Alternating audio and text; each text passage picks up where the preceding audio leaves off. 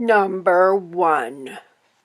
It was the fall I started community college. I had my fair share of creepers, being 18 and fairly fit, but this one was the worst I've ever had. It's the only really scary thing that has personally happened to me. I was on the city bus for my English class, which had let out at 8:45 p.m. It was dark, windy, and cold, so when I saw a homeless man bored with not enough money to pay his fare, I decided to pay for him. I'll never forget what he looked like. He had a cataract in one eye, greasy hair parted down the middle, one side gray, the other side black, a heavy blue beanie, and a ratty hooded brown coat with the hood up. He thanked me profusely and held out his hand, as if indicating that he wanted to shake my hand. I gave him my hand and he kissed it, or I thought he did, but more on that later. It felt really slobbery. He was foreign, so I thought maybe in his culture this is how he thanked people, so I just wiped my hand on my jeans when he wasn't looking. He started asking me questions, ones that were pretty standard for some of the people I went on the bus with. He asked if I was a student, what I studied, how my classes were going. He then asked me if I rode this bus at the same time every day, and that's when the red flags came. I gave him a vague answer, saying that it depended, which was true enough, because my English class wasn't every day. 2 days later, I start making the same trip. He picks up at the same stop. He acts all surprised when seeing me, but something told me he was looking for me. I was in the back, which was this large bench seat, and he comes and sits next to me. Without asking, he grabs my hand, and then I realized that he hadn't been kissing it as he rose it to his mouth. He had been licking it. I felt sick to my stomach and paralyzed with fear and disgust. He told me that Christmas was coming up and that he was a very lonely man, and would I join him this Christmas? I made up something and told him that I was going to see family out of state for Christmas.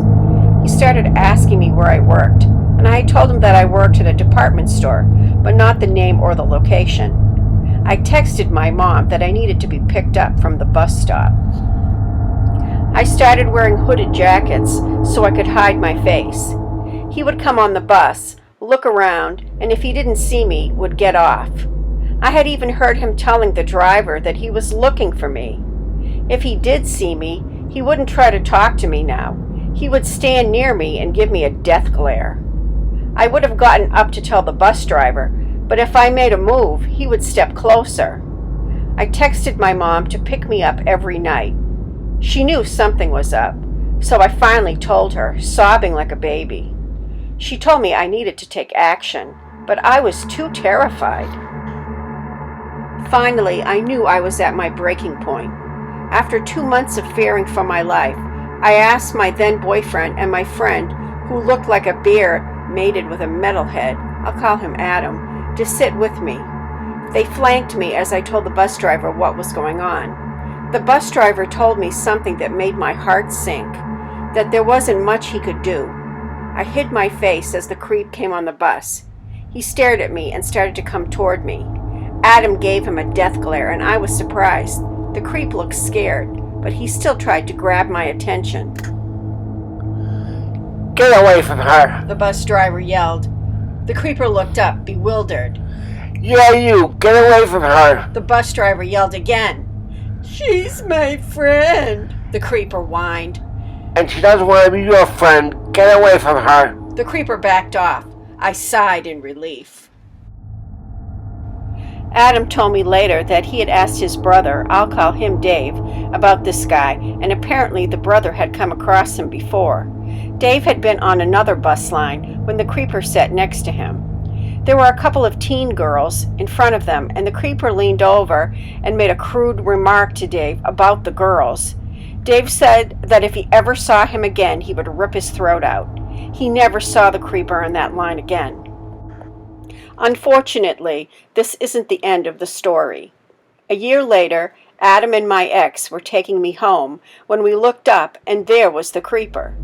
He came and sat by me, and Adam gave him a death stare when he tried to get my attention. He then started a conversation with a man who was bragging about being a security guard at a local venue.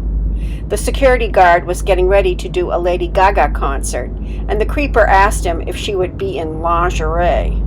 The security guard looked weirded out and said something like, "Yeah, I guess." I never saw him again after that. Number 2. This happened when I was 13 years old. I am female and much older now. I lived in a quiet, safe neighborhood with one sketchy block before mine.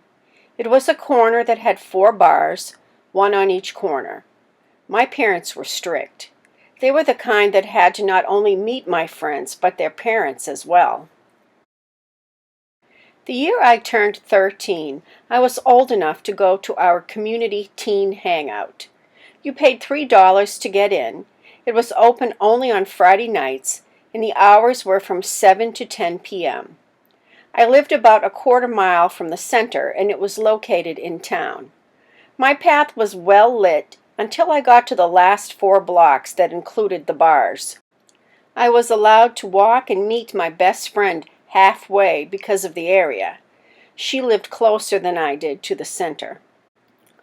One night, after the center closed and I was walking my usual route, I noticed a guy pacing me on the other side of the street. I had already left my friend, and I had 6 more blocks to go. I wasn't sure he was following me, so I decided to try and play a game. I would randomly stop and look at something in a store window, using the glass to see if he stopped too, and he did. I tried this a few more times, and every time he stopped with me. I was approaching the 4 bars, and there were a lot of motorcycles and people out next to their bikes drinking and being loud. I wasn't apprehensive because these guys never bothered me. I had been walking this way for 3 weeks without any problem from them. The guy kept up with me until we reached the bars. Then I noticed him turn around. I relaxed, and I hightailed it home, thinking I was going to be in trouble for being later than normal. I did not tell my mom and dad what happened because I reasoned nothing happened and it was just my overactive imagination. Cue the next Friday with a repeat of the previous Friday. I did tell my friend, who said she could get her mom to drive me home, but I told her no because I didn't want to lose privileges, and he didn't really do anything.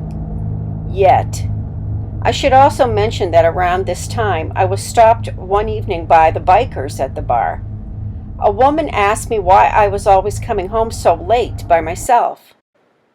She was nice, and I explained what I was doing, and after that day they would always wave but never stop me. The next Friday, the guy crossed the street. I froze. For the first time I could see him. He did not seem too scary. He was an older man, and he was about 6 feet tall, not really heavy, and had dark hair and blue eyes. I started to back away because it felt weird that he crossed the street. I was just about to the bar where the bikers were. I started to run, and he chased after me, saying, "I just want you to be my daughter." I was starting to cry. I was so scared, and he was gaining on me fast. What happened next is kind of a blur. I remember yelling, "Stay away from me," at this point, and I was right next to the bar. I was just screaming. I felt someone grab me and heard men yelling. I was trying to get out of the grasp of whoever had me when I heard a familiar voice say, "Stop, I have you." I froze, looked up, and collapsed into a ball of tears. The other bikers had the guy, and someone called the police. My parents picked me up, and I thought I was in so much trouble with them, but they just hugged me and said it would be okay. My parents stopped me from going to the center for a while. I did get a chance to thank the people that helped me. I don't know what happened to the guy, but I hope he gets help so he won't try to kidnap someone else. Creepy Mina here of the Worst Nightmare channel.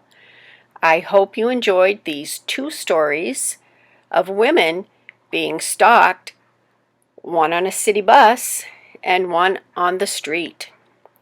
If you have stories either true crime or paranormal, that you would love to hear narrated on the Worst Nightmare channel, please send your stories to creepymina@gmail.com or upload them to the new subreddit Willing Stories, where other horror genre creators on YouTube may take them and post them to their channels.